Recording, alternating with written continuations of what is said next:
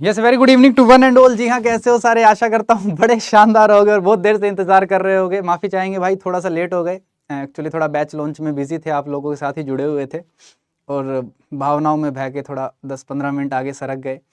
तो very good evening to one and all. जी हाँ दोस्तों, एक बार फिर से आप सभी का दिल खोल के स्वागत है आपके अपने इस प्यारे से परिवार पीडब्ल्यू नर्सिंग वाला के अंदर। हम लोग बहुत इंपॉर्टेंट सीरीज कर रहे हैं, that is the all state NHM CHO series, MCQ series, जिसमें हम लास्ट ईयर के पीवाईक्यू क्वेश्चंस को लेके आए हैं बच्चों, जो काफ़ी इंपॉर्टेंट रहने वाले हैं तुम्हारे आने वाले सभी स्टेट गवर्नमेंट्स के एग्जाम के लिए, जो स्पेशली सीएचओ के लिए रहेंगे। बट मैं फिर से एक बात बोलता हूँ, ये सीरीज़ आपकी सिर्फ स्टेट गवर्नमेंट के एग्जाम्स के लिए नहीं है, ये सीरीज़ आपकी सभी एग्जाम्स के लिए है। देश के अंदर जितने भी एग्जाम्स होते हैं उन सभी में आपको फ़ायदा पहुँचाएगी। दूसरी इंपॉर्टेंट बात, जैसा कि मैं हर क्लास में बोलता हूँ, फिर से बोल रहा हूँ कि हर एक क्लास में कुछ नया सीख के जाते हो, कोशिश ये रहेगी आज भी कुछ नया सीख के जाओ। तो वेरी गुड इवनिंग एवरीवन। तो शुरुआत करते हैं शानदार से सेशन की। ऑलरेडी हम 20 मिनट लेट हो चुके हैं और हमारे पास समय कम है, तो क्यों ना सवालों पे ध्यान दिया जाए, बात करने के लिए बहुत समय पड़ा है। पहला सवाल आप सभी के सामने, देखिए इस क्वेश्चन को। क्वेश्चन क्या कहता है? क्वेश्चन खूबसूरत और क्वेश्चन कहता है कि मान लो कोई आया है हमारे पास, कोई हमारे पास आया और वो क्रचेस पे आया। क्रचेस देखा आपने? क्रचेस यूज करते हुए किसी पेशेंट को देखा है ना? बैसाखियां बोलते हैं हम लोग उसको हिंदी के अंदर। बैसाखी पे पेशेंट्स आप लोगों ने देखे होंगे अपने जीवन में कभी ना कभी।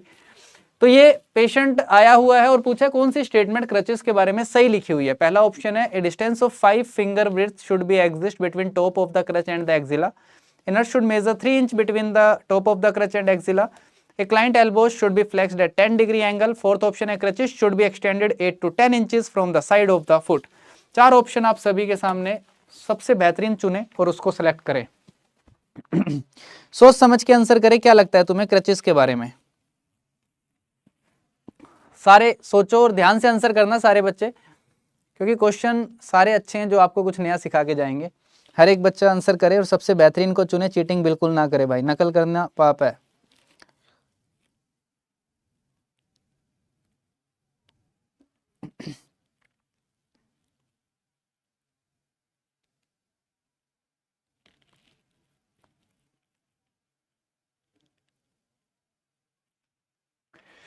क्या लगता है? बी लगता है, हैं? अरे बड़े तेज हो गए सारे के सारे।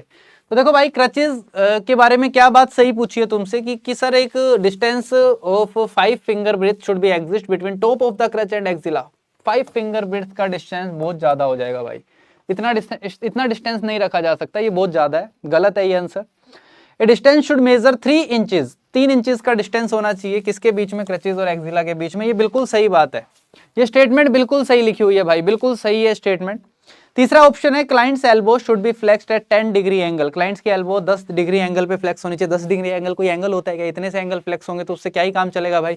कम से कम यहाँ पे 35 डिग्री फ्लेक्स होना चाहिए। कितना होना चाहिए? 35 डिग्री क्लाइंट्स की एल्बो फ्लेक्स होनी चाहिए, तभी तो वो प्रेशर मेंटेन कर पाएगा, तभी तो प्रेशर बना पाएगा और एक जगह से आगे जा पाएगा। 10 डिग्री पे तो कुछ होगा ही नहीं भाई। 10 डिग्री कोई एंगल होता है, ना के बराबर एंगल होता है वो।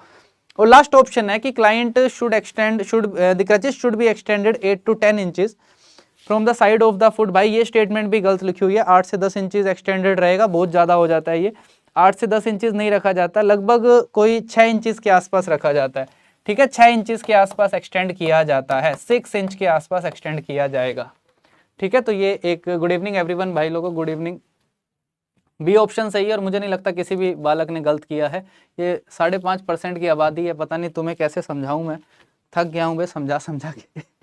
चलो अगला सवाल ध्यान से देखना। मोहिनी जी, सुबह जी, राखी जी, मधु जी, महिमा जी, अरे ब्राड जी आ गए तुम। देखो इधर, a nurse is caring for a client following A cerebral vascular accident, which portion of the brain is responsible for changes in the client vision.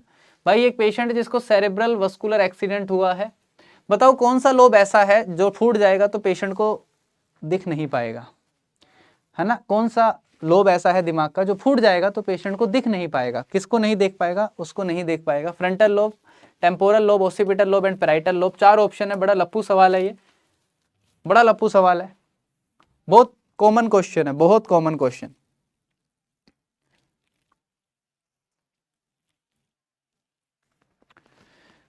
मुझे नहीं लगता इस क्वेश्चन में कुछ सोचने की भी जरूरत है, बड़ा सिंपल सा क्वेश्चन पूछा है क्लाइंट्स के विजन के लिए। क्लाइंट को देखने के लिए कौन से लोब की जरूरत होती है? टेम्पोरल की बिल्कुल नहीं होती सर, फ्रंटल की बिल्कुल जरूरत नहीं होती। हम सभी को पता है पीछे, हमारे पीछे की तरफ पीछे छोटा दिमाग होता है ना?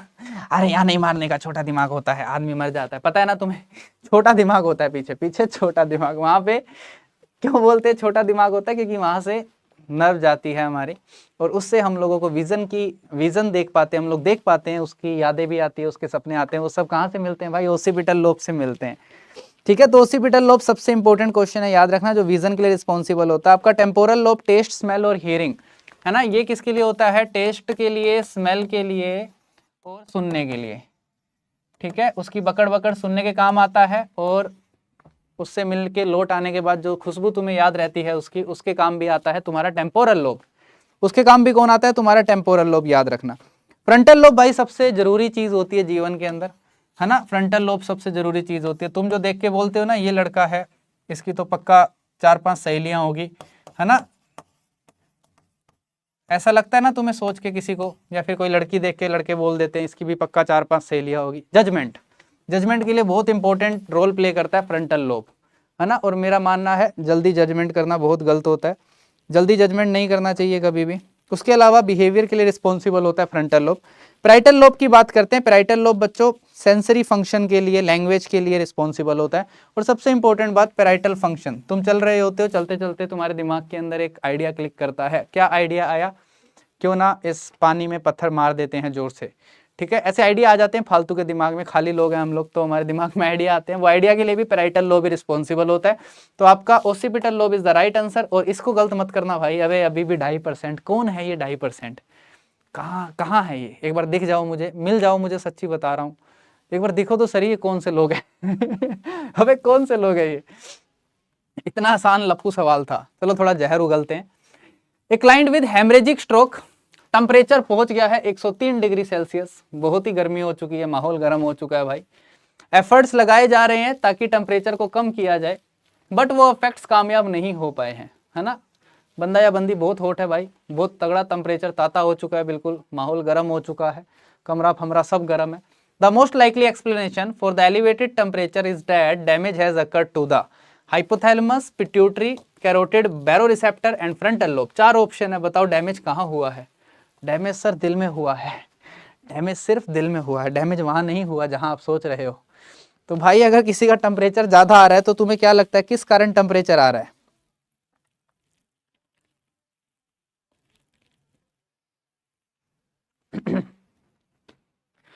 सर देखो, ऐसे मोटिवेशन आता है ना जब मैं कभी लप्पू सवाल करवाता हूं तुम्हें, आता है ना मोटिवेशन, है ना? वास्तव में आपके एग्जाम में 40 से 50% क्वेश्चन ऐसे ही आते हैं।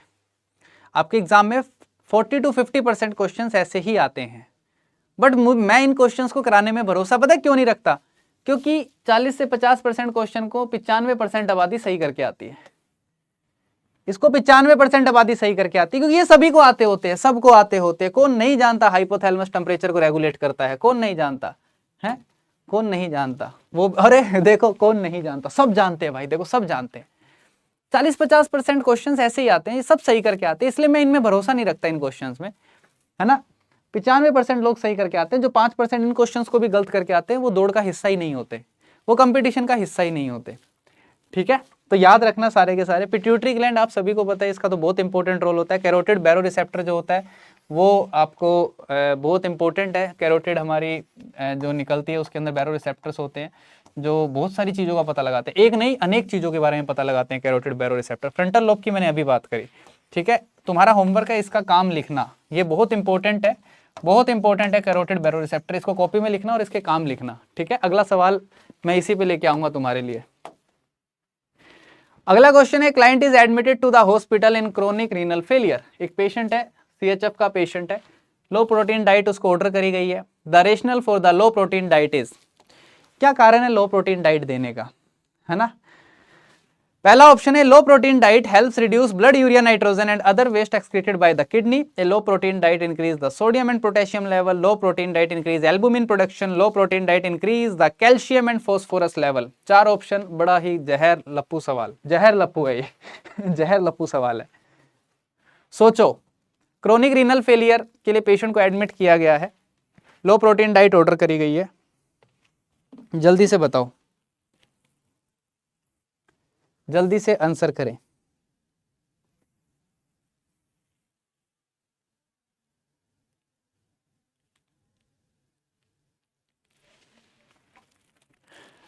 इसको तो हाँ, इसको कुछ बच्चे गलत कर रहे हैं, पता नहीं क्यों गलत कर रहे हैं। मैंने अभी फर्स्ट ईयर की क्लास में बायोकेमिस्ट्री में पढ़ाया था, है ना। बायोकेमिस्ट्री में क्या पढ़ाया था, यूरिया एसिड साइकिल पढ़ाई थी, है ना। यूरिया साइकिल पढ़ाई थी। यूरिया साइकिल में मैंने उनको बताया था कि खाओगे क्या, ज्यादा प्रोटीन खाओगे क्या, ज्यादा प्रोटीन, जाओगे कहाँ, जिम, जाओगे कहाँ, जिम। तो अगर जिम जा रहे हो और ज्यादा प्रोटीन खा रहे हो तो इसका मजबूत होना बहुत जरूरी है, इसका स्ट्रोंग होना बहुत जरूरी है, इसका स्ट्रोंग होना बहुत जरूरी है। मेरी बात समझ रहे हो तुम लोग। अगर जिम जा रहे हो, प्रोटीन डाइट खा रहे हो, तो इसका मजबूत होना बहुत जरूरी है। अगर तुम सुबह जिम जाते हो 6 से 8, प्रोटीन डाइट खाते हो, अच्छा खाते हो, और लास्ट में रात को 8 बजे बैठ के ढक्कन खोल देते हो रात को 8 बजे बैठ के ढक्कन खोल देते हो, और ये मसला अगर चल रहा है 10-15 साल से, 10-12 साल से चल रहा है, तो इसका हो जाएगा, इसकी बच जाएगी बैंड। और अगर इसकी बैंड बच गई तो फिर इसको खाने से फायदा नहीं मिलेगा, है ना। इसको खाने से फायदा नहीं मिलना भाई, तब इसको खाने से नुकसान मिलना है। तो अगर तुम लोग प्रोटीन खा रहे हो, जिम जा रहे हो, जिम लवर्स के लिए खूबसूरत बात बता रहा हूं मैं तुम्हें, तो भाई इसका त्याग बहुत जरूरी है। ये ढक्कन खोलने वाली आदत बंद करनी पड़ेगी, क्योंकि अगर तुम ये खा के ढक्कन खोल देते हो रात को, तो इसको 5-10 साल बाद इसको जहर बनने में टाइम नहीं लगेगा। ये चीज फिर फायदा नहीं पहुंचाएगी, नुकसान पहुंचाएगी, पहली बात। क्योंकि प्रोटीन अगर ज्यादा खा रहे हो तो मान के चलना नाइट्रोजिनस वेस्ट भी ज्यादा बनेगा, नाइट्रोजिनस वेस्ट भी ज्यादा बनेगा। और नाइट्रोजिनस वेस्ट का सल्टारा करता है लीवर, और उसको इस लायक बनाता है कि वो किडनी से बाहर निकल जाए। लीवर की जिम्मेदारी होती है नाइट्रोजिनस वेस्ट को इस लायक बनाना कि वो लीवर से बाहर निकल जाए, किडनी से बाहर निकल जाए। अगर वो इस लायक नहीं बन पाया, हाँ विराट जी पूछ रहे ढक्कन मतलब क्या है, अल्कोहल है क्या है? और रूह अफ़ज़ा की बात कर रहा हूँ क्या बे है, रूह अफ़ज़ा की बात कर रहा हूँ। तो याद रखना सारे के सारे, बहुत इंपॉर्टेंट है। लो प्रोटीन डाइट क्या करेगी ऐसे पेशेंट में, क्रोनिक रीनल फेलियर के पेशेंट में, कि वो ब्लड यूरिया नाइट्रोजन को कम करेगी, है ना, और वेस्ट को कम करेगी, ताकि किडनी के ऊपर असर ना पड़े ज्यादा। बहुत इंपॉर्टेंट क्वेश्चन है जो आपको पता होना चाहिए। तो BUN को कम करना होता है, ब्लड यूरिया नाइट्रोजन को। दूसरा इंपॉर्टेंट बात, अगर ज्यादा प्रोटीन खाते हो तो आपकी लीवर स्ट्रॉन्ग होनी चाहिए, तभी वो इन नाइट्रोजिनस वेस्ट को ऐसा बना पाती है ताकि वो किडनी से क्या हो जाए, रिमूव हो जाए, किडनी से बाहर निकल जाए। बहुत बढ़िया भाई, ये 6% आबादी मैं ढूंढ रहा हूं, इनको मिल जाओ एक बार। अगला सवाल आप सभी के सामने ये रहा। The nurse has an order for the administration of intravenous heparin. The medication should be administered using an, पहला ऑप्शन है मीटर्ड चैम्बर, दूसरा इन्फ्यूजन कंट्रोलर, तीसरा intravenous filter, fourth is the 3-वे स्टॉपकॉक। 4 ऑप्शन आप सभी के सामने, और ये सवाल भी मुझे नहीं लगता कोई ज्यादा मुश्किल है। बताओ भाई।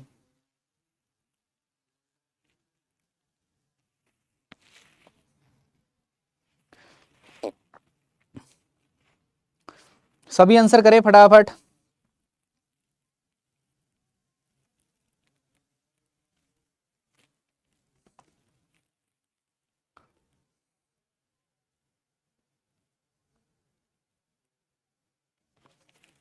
सोच समझ के, बहुत आसान क्वेश्चन है वैसे तो।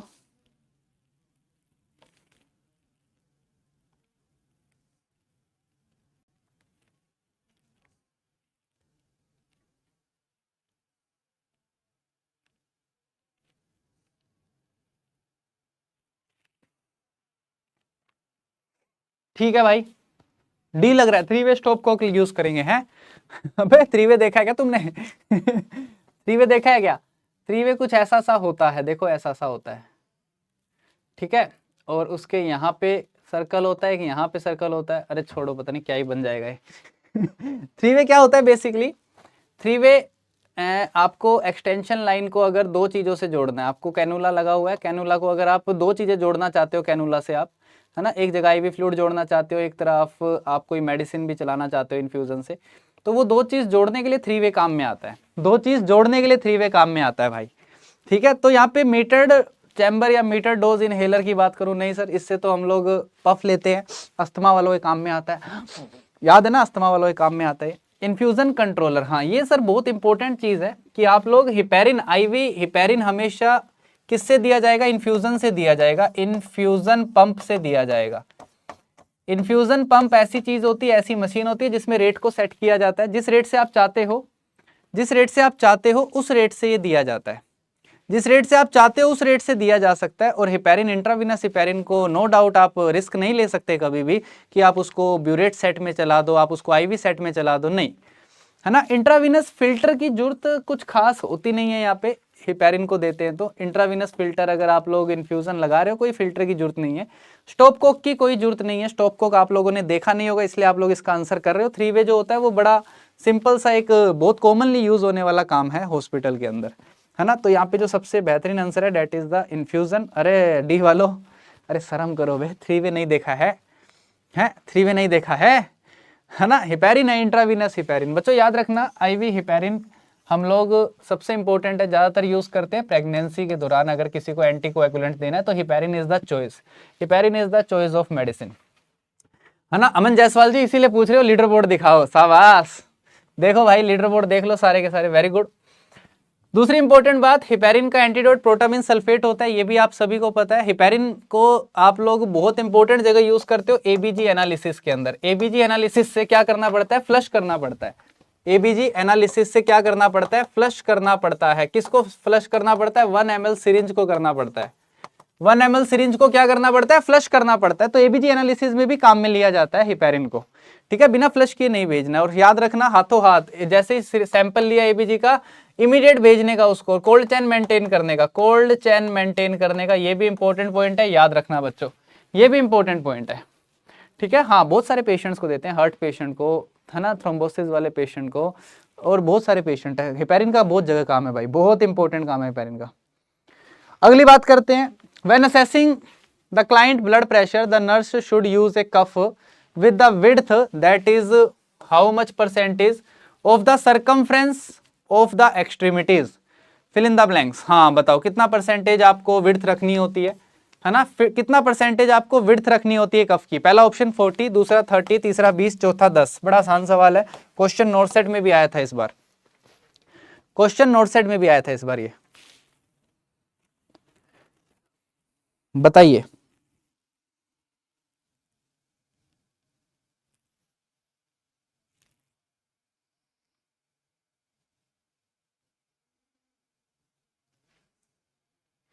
चलो आन दो आंसर, आन दो भाई, सोच समझ के आंसर करना। मोटिवेशन आता है ना ऐसे क्वेश्चंस, जब कई दिनों बाद मैं ऐसे आसान क्वेश्चन लेके आता हूं तो लगता है ना जीवन में कि हमसे नहीं हो पाएगा तो किससे हो पाएगा, है ना, ऐसा ही रहता है। आज मेरा थोड़ा मन था ऐसे आसान क्वेश्चंस करवाने का, है ना। अगली क्लास में फिर जहर उगल देंगे, अगली क्लास में फिर जहर उगल देंगे, ठीक है। ठीक है, तो आज कभी कभी बीच में आसान क्वेश्चंस भी कराने चाहिए ताकि तुम्हारा मोराल बना रहे, है ना। लगातार क्वेश्चन गलत होते हैं ना बहुत ज़्यादा तो भी मोराल डाउन होता है बच्चों का, मैंने ऐसा देखा है। बट क्योंकि तुम सारे हमारे शेर और शेरनियाँ हो, तुम्हें फ़र्क नहीं पड़ता इन चीज़ों से, तुम्हें बस कुछ नया सीखना होता है। तो याद रखना, विड्थ डेट इज 40%, कितना होना चाहिए, 40% होना चाहिए सर्कमफ्रेंस ऑफ द एक्सट्रीमिटीज़ के, है ना। विड्थ कितना होना चाहिए, 40% होना चाहिए सर्कमफ्रेंस ऑफ एक्सट्रीमिटीज़ के। प्लीज़ याद रखना, इस बार एग्जाम में जो क्वेश्चन आया था वो आपका 1:2 पे आया था, है ना, ऐसे कुछ क्वेश्चन आया था, है ना। 1:2 रेशो पूछा गया था विड्थ का और सर्कमफ्रेंस का, विड्थ का और सर्कमफ्रेंस का रेशो पूछा गया था। तो विड्थ और सर्कमफ्रेंस का रेशो जो होता है वो 1:2 होता है। अगर ये 40% है तो वो 80% होगा, ठीक है, 1:2 पे रहता है। तो ये आपसे पूछा गया था, ठीक है, विड्थ 40 लेंथ 80, यही पूछा गया था। तो 1:2 पे आपका क्वेश्चन था और यही आंसर था आपका, नोट सेट में पूछा गया सवाल। प्लीज याद रखना, अगर आप लोग इसको गलत करते हो, कहने का मतलब क्या है कि अगर किसी आप छोटे बच्चे को बड़ा कफ लगा देते हो, अगर कोई छोटा बच्चा चाइल्ड है और अगर किसी चाइल्ड को आप लोग क्या लगा देते हो, बड़ा कफ लगा देते हो, लार्ज कफ लगा देते हो, लार्ज कफ लगा देते हो, बड़ा कफ लगा दिया किसी बच्चे को, तो आपकी फॉल्स लो वैल्यू आती है, फॉल्स लो वैल्यू आती है, याद रखना।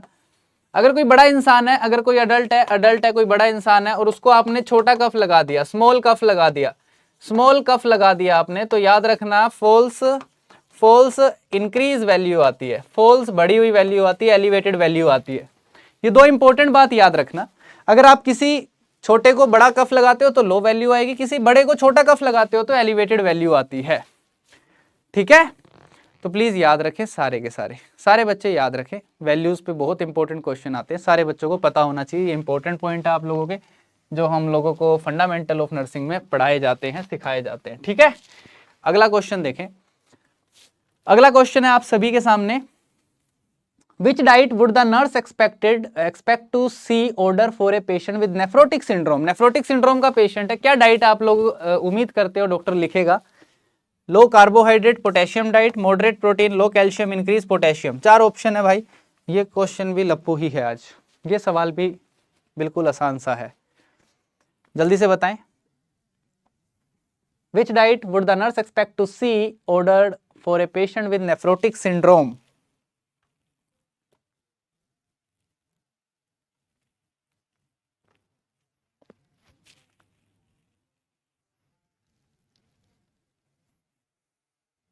सोच समझ के दे देना आंसर भाई, सोच समझ के आंसर करना इस क्वेश्चन का।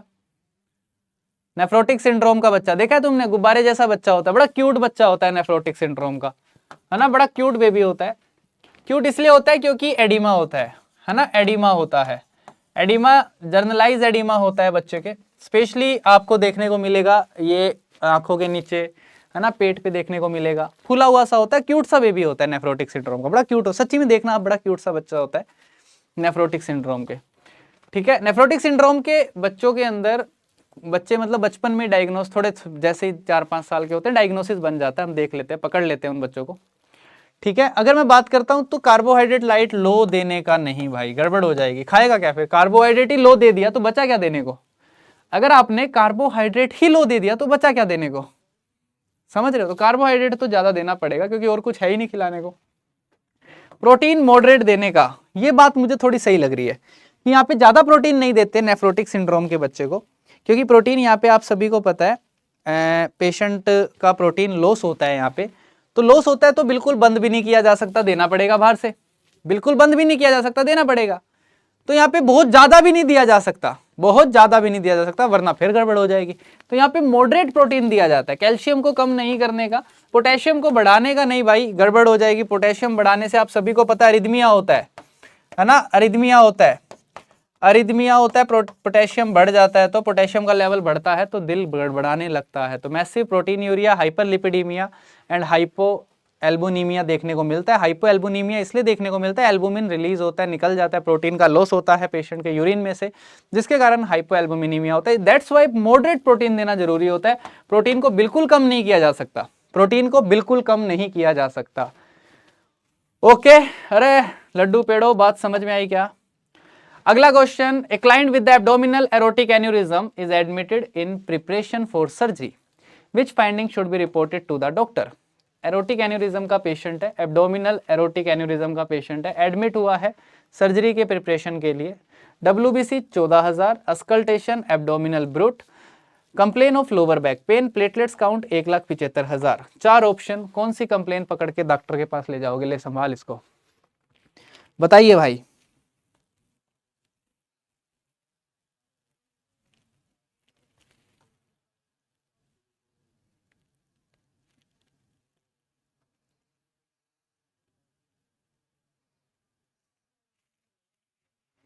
सोचो, फंस गई रजिया, फंस गई रे सारी ही रजिया एक साथ फंस गई, सारी रजिया एक साथ फंस गई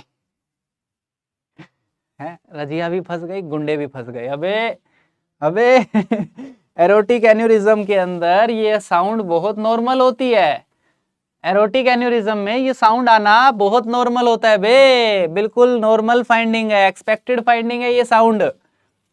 एन्यूरिज्म का केस है भाई, क्यों नहीं आएगी ये आवाज? अरे काहे नहीं आएगी ये आवाज? दबा के आएगी ये आवाज, दबा के आएगी ये आवाज, है ना भाई इन्फेक्शन हो गया है, इन्फेक्शन का हो गया है, इन्फेक्शन हो गया है। बच्चों सबसे पहले एबनॉर्मल और एबनॉर्मल लिमिट्स को पकड़ा करो, सबसे पहले एबनॉर्मल लिमिट्स को पकड़ा करो, जो चीजें नॉर्मल रेंज में है उनको मत पकड़ा करो, है ना, जो चीजें नॉर्मल रेंज में है उनको मत पकड़ा करो। लोअर बैक पेन की कंप्लेन भी एक्सपेक्टेड फाइंडिंग है, कोई बड़ी चीज नहीं है वो।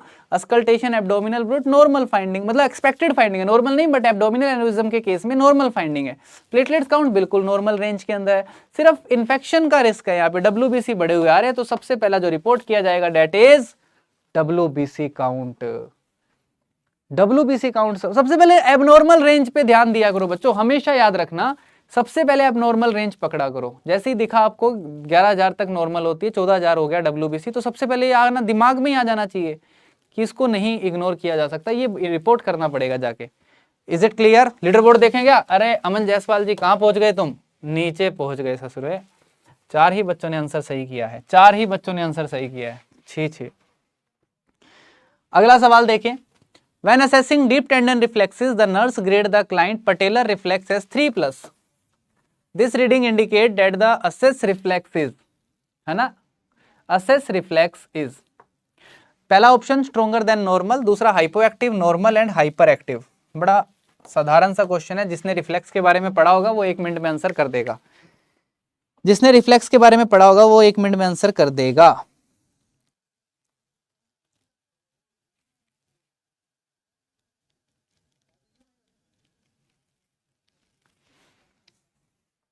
करो भाई करो, मारो अक्कड़ बक्कड़ बम्बे बो कर दो फटाफट, अक्कड़ बक्कड़ बम्बे बो, 80 90 पूरे 100।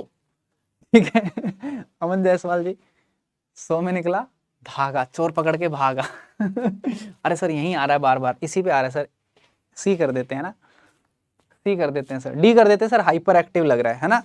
चलो इसको मैं बता देता हूं, अगर +4 होता तो हाइपर एक्टिव होता, पहला ऑप्शन मैंने हटा दिया, पहला ऑप्शन मैंने हटा दिया। अगर +4 होता तो हाइपर एक्टिव कहलाता, डीप टेंडन रिफ्लेक्सेस, है ना, DTR, डीप टेंडन रिफ्लेक्स। +4 होता तो हाइपर एक्टिव कहलाता, +2 होता तो नॉर्मल कहलाता। जीवन में अगर 2 चीजें मिल जाए तो जीवन बिल्कुल नॉर्मल ही होता है भाई, है ना। पहला सुकून, नहीं, पहला पैसा दूसरा सुकून पहला पैसा दूसरा सुकून, पर दोनों चीजें पैरेलल चलती है ना, विपरीत चलती है। पैसा चाहिए तो सुकून नहीं मिलेगा, और सुकून चाहिए तो पैसा नहीं मिलेगा। अरे सर हाइपो एक्टिव कब होगा? जब ये +1 हो जाए तो इसको हाइपो एक्टिव कहते हैं। और स्ट्रोंगर देन नॉर्मल कब कहा जाता है? जब ये रिफ्लेक्स +3 हो जाए तब इसको स्ट्रोंगर देन नॉर्मल कहा जाता है। अरे बात चमकी कि नहीं चमकी? दूसरी इंपॉर्टेंट बात, डीप टेंडन रिफ्लेक्सेस सबसे इंपॉर्टेंट हम लोग किसी टॉक्सिसिटी के लिए चेक करते हैं, कोई दवाई देने से पहले चेक करते हैं, that is the MgSO4, magnesium sulphate, that is the MgSO4, magnesium sulphate. बहुत बढ़िया, बहुत बढ़िया, बहुत कम बच्चों ने आंसर किया। मेरे को एक क्वेश्चन याद आ गया MgSO4 से, ध्यान से देखना सारे बच्चे। मेरे पास एक हॉस्पिटल के अंदर एक MgSO4 का एम्पूल है, MgSO4 इंजेक्शन है मेरे पास, जो मेरे पास ऐसे ही आता है 50% वेट बाय वॉल्यूम। यही लिखा हुआ होता है एम्पूल के ऊपर, एम्पूल के ऊपर सिर्फ इतना सा लिखा हुआ होता है, MgSO4 50% वेट बाय वॉल्यूम। इस पे कहीं नहीं लिखा होता 1 ml में कितना mg है, कहीं पे नहीं लिखा होता 1 ml में कितना mg है, कहीं नहीं लिखा होता। आपको एक डॉक्टर ने बोल दिया कि एक बच्चा है उसको 500 mg देने का, 500 mg MgSO4 देने का, है ना, 10 ml के अंदर डाइल्यूट करने का नॉर्मल सलाइन में, और उसको 30 मिनट में लगाने का इन्फ्यूजन से, 30 मिनट में इन्फ्यूजन से लगाने का। मेरा सवाल आप सभी के लिए है, मेरा सवाल आप सभी से है कि 500 mg अगर MgSO4 देना है तो कितने ml MgSO4 दूंगा, MgSO4 कितना ml दिया जाएगा, ये मेरा सवाल है तुम सभी से। जल्दी से बताओ कितना ml MgSO4 दिया जाएगा। ठीक है, नॉर्मल +2, है ना, +2 normal, +2 normal, hypo active reading +1 होगी बच्चों। ठीक है, नॉर्मल रीडिंग +2 होती है, हाइपर एक्टिव +4 होती है, और +3 रीडिंग को स्ट्रोंगर देन नॉर्मल इंडिकेट किया जाता है। ठीक है, अब ये क्वेश्चन आया 50% वेट बाय वॉल्यूम, इसका मतलब क्या है? What is 50% weight by volume? इसको कैसे आइडिया लगाया जाए? 50% वेट बाय वॉल्यूम का आइडिया कैसे लगता है? मतलब ये कहना क्या चाहता है? 50% वेट बाय वॉल्यूम, है ना, 50% वेट बाय वॉल्यूम कहना क्या चाह रहे हो बे? हमें नहीं समझ आ रहा सर। ये 50% वेट बाय वॉल्यूम को अगर तुम्हें समझना है तो हमेशा याद रखना, जब भी कोई वॉल्यूम की बात करी जाती है तो उसका मतलब होता है हमेशा 100 ml। जब भी कोई ऐसा क्वेश्चन आए तो हमेशा याद रखना कि हमेशा एग्जामिनर 100 ml की बात कर रहा है। 100 ml के अंदर आपको कितना वेट मिल रहा है MgSO4 का? हमें 50% वेट मिल रहा है। हमें कितना वेट मिल रहा है, हमें 50% वेट मिल रहा है, 50% वेट बाय वॉल्यूम। तो अगर 100 ml ले रहा हूं, 100 ml के अंदर मुझे कितना वेट मिल रहा है, मुझे 50% वेट मिल रहा है। कितना वेट मिल रहा है, 50%, 100 का आधा 50। सर CHO कोर्स ऐप पे अवेलेबल है क्या? हाँ अवेलेबल है, CHO कोर्स ऐप पे अवेलेबल है, आप लोग CHO का कोर्स देख सकते हैं जाके। 100 ml का 50% वेट, 100 ml का 50% वेट। तो अगर मैं 100 ml का 50% वेट करूंगा तो यहाँ पे क्या आ जाएगा? क्या इस परसेंटेज को हटा दूं मैं? हाँ सर हटा दो, है ना, इसको हटा दूंगा, इसको हटा दूंगा, तो मेरे पास क्या बन जाएगा? 100 ml में कितने ग्राम है? 100 ml में 50 ग्राम है। क्या क्या ये लिखना सही होगा क्या? एक बार हाँ या ना बोलो। 100 ml में 50 ग्राम है, ये लिखना सही होगा क्या? जल्दी से बताओ, एक बार दिमाग के घोड़े खोलो और बताओ। 100 ml में 50 ग्राम हो सकता है क्या? मैंने सही लिखा है यहाँ पे? कोई भी बच्चा, एनीवन इन द क्लास जो मुझे बता सकता है ये मैंने सही लिखा है क्या? 100 ml में 50 ग्राम मैंने सही लिखा है क्या? बताओ हाँ, हाँ या ना बोलो, हाँ या ना बोलो बस। 100 ml में 50 ग्राम सही लिखा है क्या?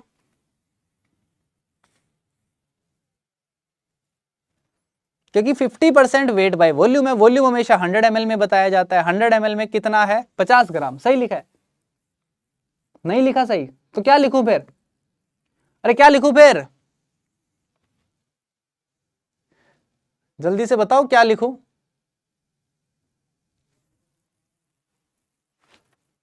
कुछ कह रहे हैं सर सही लिखा है, कुछ कह रहे हैं गलत लिखा है। 1 mg 25 ग्राम। अरे नहीं यार, 1 mg में 25 ग्राम कैसे हो जाएगा? हैं? कुछ कह रहे हैं सही है, कुछ कह रहे हैं गलत है। Good evening, good evening sir, मैं पहली बार गया हूं। आओ इधर देखो, अगर मैं इसको आगे लेके जाता हूं थोड़ा, तो 100 ml में क्या मेरे पास 50,000 mg हो गए क्या? 1 ml में 1000 mg होता है क्या? अब मैंने सही लिखा है? जल्दी से बताओ, क्या अब मैंने सही लिखा है? अरे अब मैंने सही लिखा है क्या?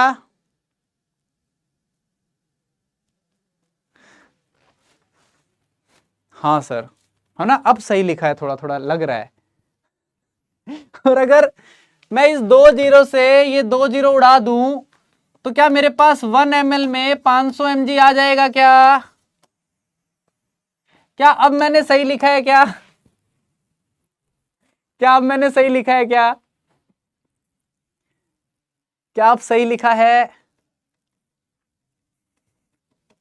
कंफ्यूजन हो गया सर, है ना, कंफ्यूजन हो गया सर। कुछ कह रहे हैं नहीं सर, कुछ कह रहे हैं यस सर। गुड इवनिंग बच्चों, गुड इवनिंग। सस्पेंस है सर, कैलकुलेशन, ड्रग कैलकुलेशन सीखनी पड़ेगी, है ना, ड्रग कैलकुलेशन सीखनी पड़ेगी सर। इस हिसाब से तो 1 ml के अंदर 500 mg आ गया है ना, 1 ml में 500 mg आ गया है। 50 ग्राम में 50,000 माइक्रोग्राम होते हैं। सही लिखा मैंने, 1 ml में 50 mg होगा, आप ऐसा कह रहे हो। 1 ml में 50 mg होगा। अगर मैंने 50% वेट बाय वॉल्यूम की बात करी है तो 1 ml में 50 mg नहीं होगा बच्चा लोगों, 1 ml में 500 mg होता है, ठीक है। 1 ml 500 mg होता है, 50 mg नहीं होता। तो जब भी 50% वेट बाय वॉल्यूम MgSO4 दिया जाता है, इसका मतलब 1 ml 500 mg है। 1 ml में 500 mg है बच्चा लोगों, समझ में आई बात? तो हमेशा 100 ml से करने का, हमेशा 100 ml से करने का, 100 ml वॉल्यूम लेने का और उसका हाफ कर देने का। उसके अंदर कितना है? 50 ग्राम है। 50 ग्राम को 50,000 mg लिख दिया गया तो 2 जीरो से 2 जीरो उड़ जाएगा, तो बचेगा कितना? 1 ml में 500 mg बचेगा, 1 ml में 500 mg ही होता है। 1 ml में 500 mg ही होता है बच्चा लोगों, समझ में आई बात? तो इस तरीके से इसको कैलकुलेट करना होता है जब भी वेट बाय वॉल्यूम लिखा जाए, है ना, जब भी वेट बाय वॉल्यूम लिखा जाए। अगर लिखा जाए 20% वेट बाय वॉल्यूम, इसका मतलब क्या है? इसका मतलब है 100 ml में कितना है? 20 ग्राम है। 100 ml में कितना है? 20 ग्राम। सिंपल।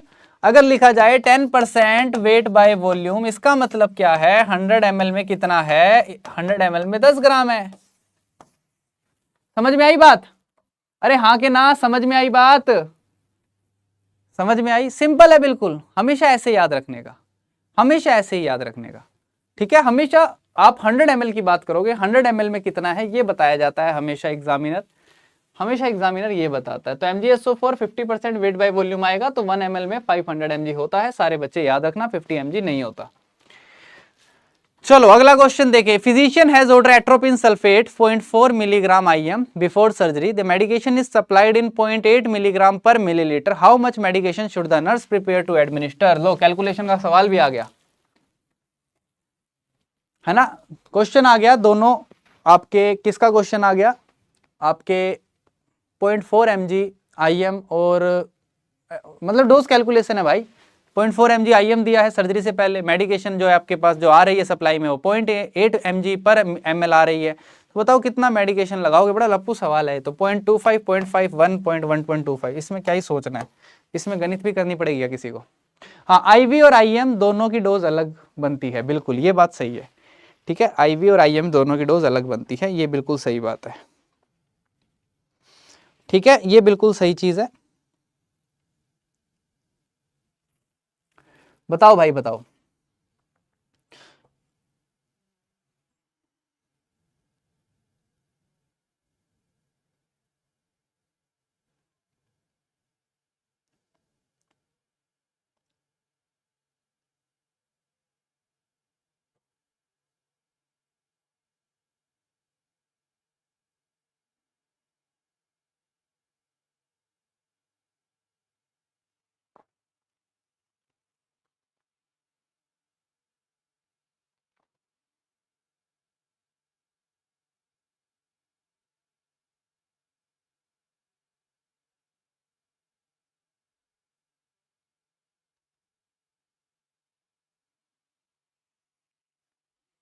बताओ भाई बताओ, बड़ा सिंपल सा सवाल है, बड़ा सिंपल सा सवाल है।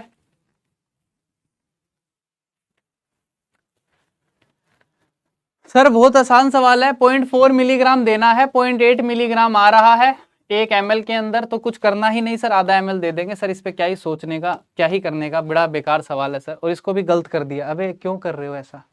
अरे बहुत दुखता है रे, बहुत दुखता है, ऐसा मत करो यार। ऐसा क्वेश्चन गलत करोगे बताओ। अरे कहाँ मुंह दिखाएंगे हम रे, कहाँ मुंह दिखाएंगे। कौन था ये, एक बार जरा दिखाए, हाथ खड़ा करें अपना। सर जी हम थे, हम किए हैं ऐसा, दिखाएं एक बार। अबे यार ऐसी गणित गलत करने का। अब तो ये भी नहीं बोल सकते सर मैथ नहीं थी हमारे पास 12वीं में, ऐसे थोड़ी करते हैं, है ना। निखिल जी यार चलो देखो एक और छोटी सी बात बताता हूँ। तुम सारे MgSO4 में कंफ्यूज इसलिए भी हो रहे थे। देखो एक छोटी सी बात और बताता हूँ। अगर वहां पे लिखा आता है 50% वेट बाय वॉल्यूम, तो इसका मतलब है 100 ml के अंदर कितना है, 50 ग्राम। 50 ग्राम आपके पास हॉस्पिटल में ज्यादातर जो आता है वो 10 ml का एम्पूल आता है। कितना आता है, 10 ml का एम्पूल। तो 10 ml में कितना हुआ, 5 ग्राम। अरे हाँ या ना, 10 ml में कितना हुआ, 5 ग्राम, क्योंकि 10 ml का एम्पूल आता है आपके पास। और अगर अब मैं 10 ml में 5 ग्राम है तो 10 ml में कितना हुआ, 5000 ग्राम हुआ। 5000 ग्राम हुआ। तो एक जीरो से एक जीरो उड़ा दो, 1 ml में कितना बच गया, घूम फिर के बात वही है, 500 mg बच गई, है ना। तो बस मेरा कहने का मतलब, जब भी 50% वेट बाय वॉल्यूम हो तो तुम्हें कुछ नहीं करना, 100 ml लेना और उसका आधा कर देना है, बस उतना ग्राम होता है। 100 ml लेना और उसका आधा कर देना, उतना ग्राम होता है। That is very simple. ऐसा कर दिया तुमने तो कभी जीवन में गलत होगा ही नहीं, सवाल कभी गलत नहीं होगा। बहुत सिंपल चीज है ये। तुम कंफ्यूज इसलिए हो रहे हो क्योंकि 10 ml का एम्पूल आता है, तो 10 ml में 50 की जगह 5 ग्राम रह गया भाई। 10 ml में 5 की जगह 50 ग्राम रह, 50 की जगह 5 ग्राम रह गया। एक जीरो से एक जीरो उड़ा दिया, 1 ml में 500 mg बच गया। और बताओ क्या चाहते हो। A nurse is evaluating a client with pulmonary artery pressure. The nurse is aware that pulmonary artery pressure क्या बताता है, लेफ्ट वेंट्रिकल का pressure, systolic diastolic mean pressure in pulmonary artery, pressure in pulmonary vein, pressure in right ventricle. जल्दी से मारो तुक्के, जल्दी से तुक्के मारो। 5 ग्राम का 5000 कैसे हुआ अमिष्का जी, 1 ग्राम में 1000 mg होते हैं, तो 5 ग्राम में 5000 mg हो जाएंगे। 1 ग्राम में 1000 mg होते हैं, दैट्स वाई 5 ग्राम में 5000 mg हो जाएंगे। समझ में आई बात। चलो अगला क्वेश्चन देखें। Pulmonary artery pressure, pulmonary artery pressure.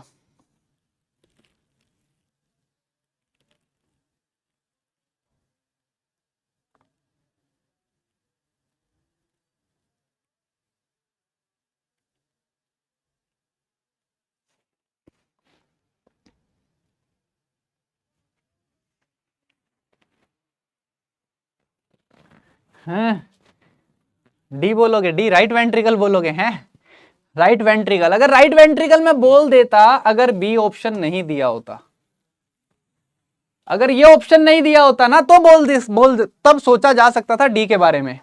But जब तुम्हें बिल्कुल एग्जैक्ट ऑप्शन ही दे दिया उसने, एकदम फिक्स, जो चीज वास्तव में इवैल्यूएट करता है पल्मोनरी आर्टरी प्रेशर, जब उसने वो फिक्स चीज बताई दी है तुम्हें, सिस्टोलिक, डायस्टोलिक और mean pressure in the pulmonary artery, जब साफ सुथरा बड़े बड़े शब्दों में लिख दिया है, तो काहे को इधर उधर जाना बे, काहे को डगमगा जाते हो। प्रेरणा जी बात सही है ना मेरी? यहाँ पे आंख बंद करके देखने का, pulmonary artery pressure, pulmonary artery का मीन प्रेशर सिस्टोलिक डायस्टोलिक नापेगा, सोचने का ही नहीं इसमें कुछ। ये ऑप्शन नहीं होता तब हम दिमाग लगाते कहीं और, तब हम सोचते हैं पल्मोनरी आर्टरी से हम राइट वेंट्रिकल तक जा सकते हैं, उसका प्रेशर नाप सकते हैं, तब हम सोचते कुछ भाई। पर जब एकदम एग्जैक्ट चीज दे दी तो उसके दिल की क्यों पोस्टमार्टम करने में लगे हो भाई? छोड़ दो उसके दिल को, हैं क्यों उसके दिल के पीछे पड़े हो? अगला क्वेश्चन है, client is being monitored using A central Venus pressure monitor. If the CVP is 1 centimeter of water, the nurse should notify the physician immediately, slow the intravenous infusion, auscultate the lungs for Rales, administered a diuretic। हा, ये सवाल मजेदार है, ये सवाल मजेदार है। हया जी लेट हो गए आप, मैं तभी सोच रहा था कि कुछ कम कम सा लग रहा है। देखो अब थोड़ी ऐसे हवा सी आई है मुझे। क्लास आज 7:20 पे शुरू हुई, ठीक है।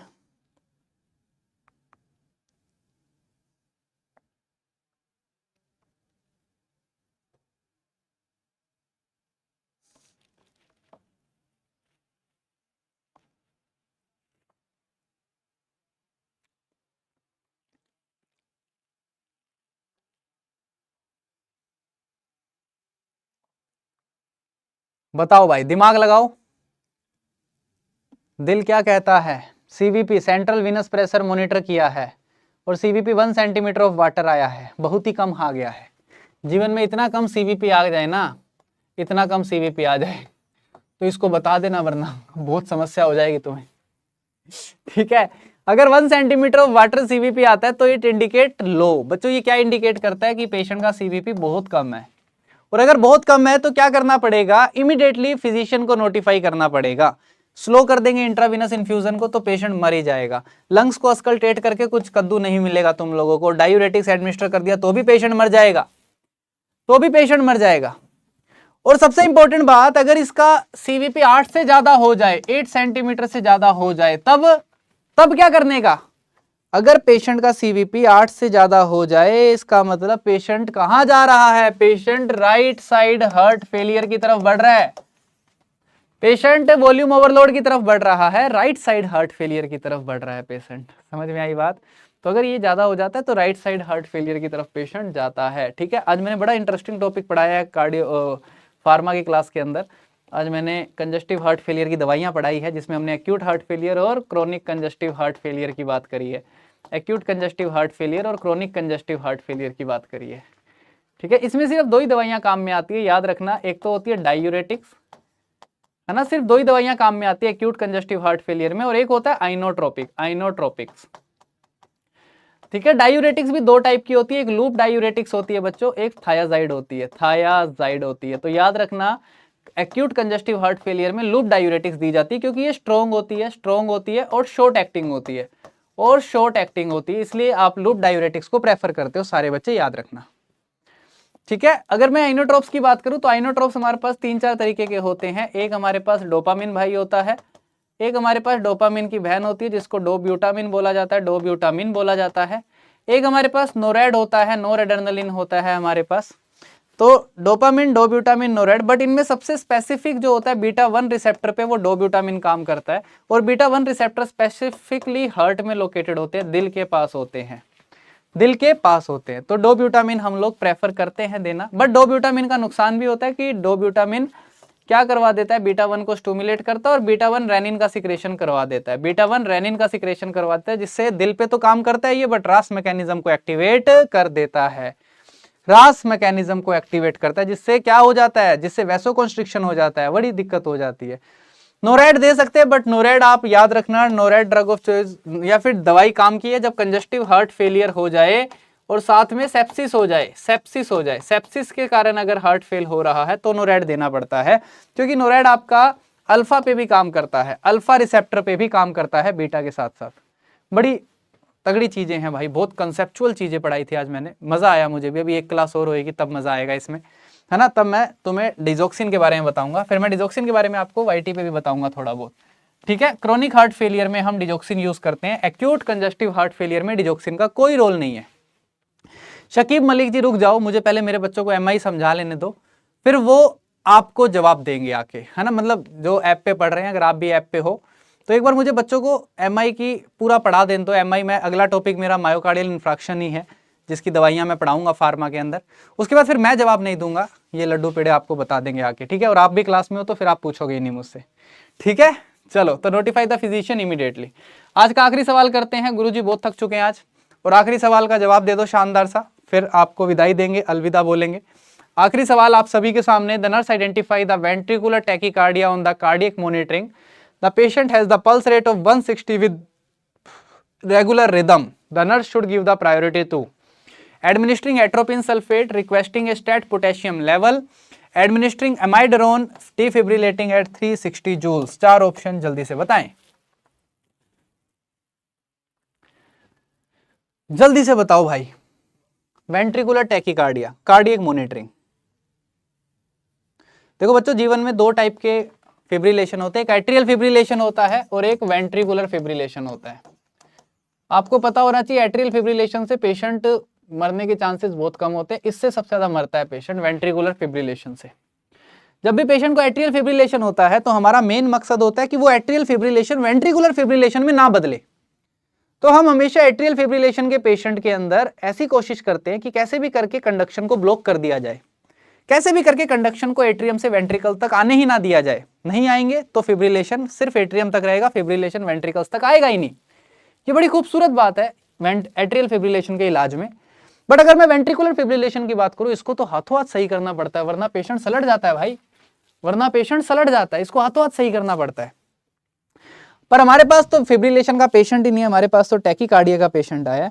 और अगर वेंट्रिकुलर टैकीकार्डिया का पेशेंट आया है और उसको सही करने का है, तो हमारे पास एक बहुत खूबसूरत दवाई होती है जिसको अमायोड्रोन बेबी बोला जाता है। बेबी अमायोड्रोन प्लीज कम, अमायोड्रोन आ जाता है ना, अमायोड्रोन बेबी आ जाता है ना। हाँ, क्यों बोला मैंने बेबी अमायोड्रोन, क्योंकि अमायोड्रोन क्या करवाता है, ब्लू बेबी। अरे हाया जी क्या बात है, ब्लू बेबी है, ब्लू बेबी सिंड्रोम याद आ रहा है कुछ कुछ।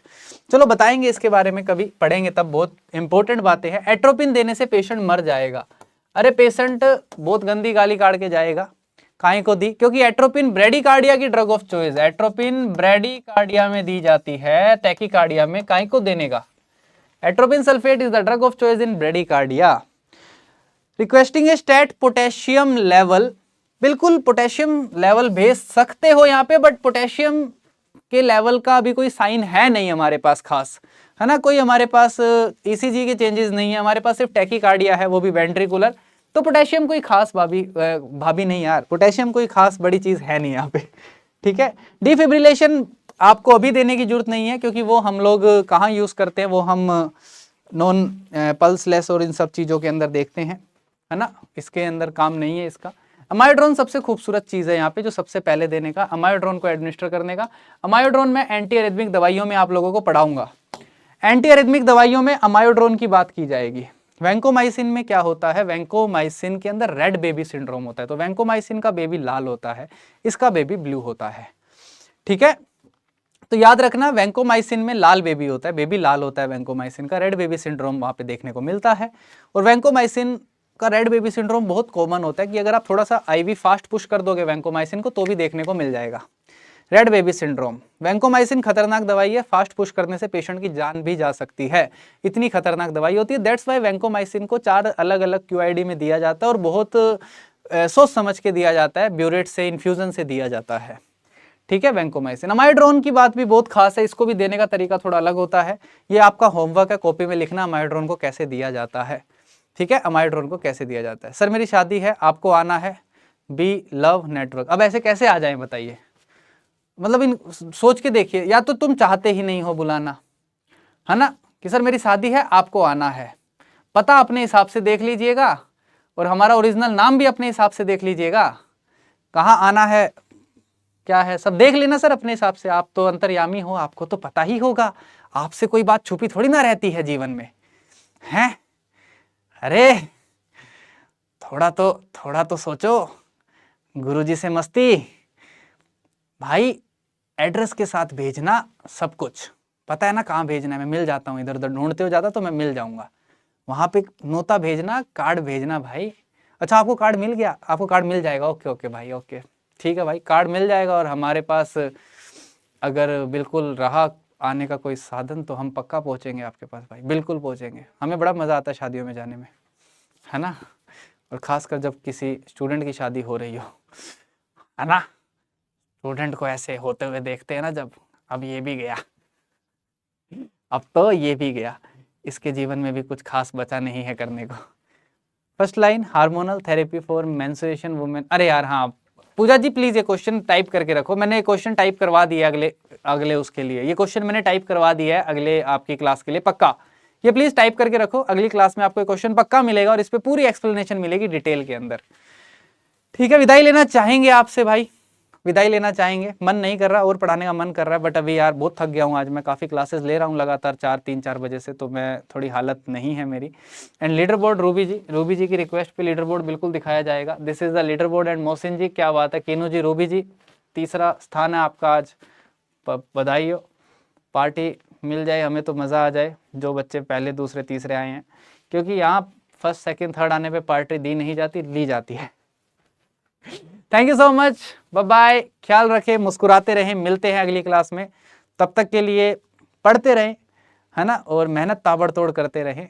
जीवन में सफलता बस आपका इंतज़ार कर रही है, मौका मत देना ऊपर वाले को कहीं भी आपको एक कदम पीछे करने का, उसको आपको देख के यही लगना चाहिए कि इसकी मेहनत में ईमानदारी है, इसको नहीं भेजेंगे आगे तो किसको भेजेंगे, ये सेलेक्ट नहीं होगा तो कौन होगा, उसको ऐसा फील आ जाना चाहिए ऊपर वाले को देख के।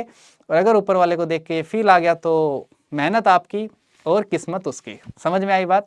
Thank you so much, bye bye, मुस्कुराते रहें, ख्याल रखें, और अगली क्लास वही सेम 12 बजे वाले टाइम पे होएगी आपकी, जल्दी मिलते हैं। और अभी मेरी एक PYQ सीरीज भी है, उसकी क्लास भी है आपकी शायद 23 तारीख को, तो 23 तारीख को वो क्लास भी बड़ी शानदार रहेगी PYQ सीरीज की, उसके क्वेश्चन तो जहर होंगे भाई एकदम, उसके क्वेश्चन तो वो समझ रहे हो कर देंगे, है ना, हाई कर देंगे बिल्कुल, ऐसे क्वेश्चन होंगे। चलो भाई, thank you so much, bye bye, ख्याल रखें, मुस्कुराते रहें।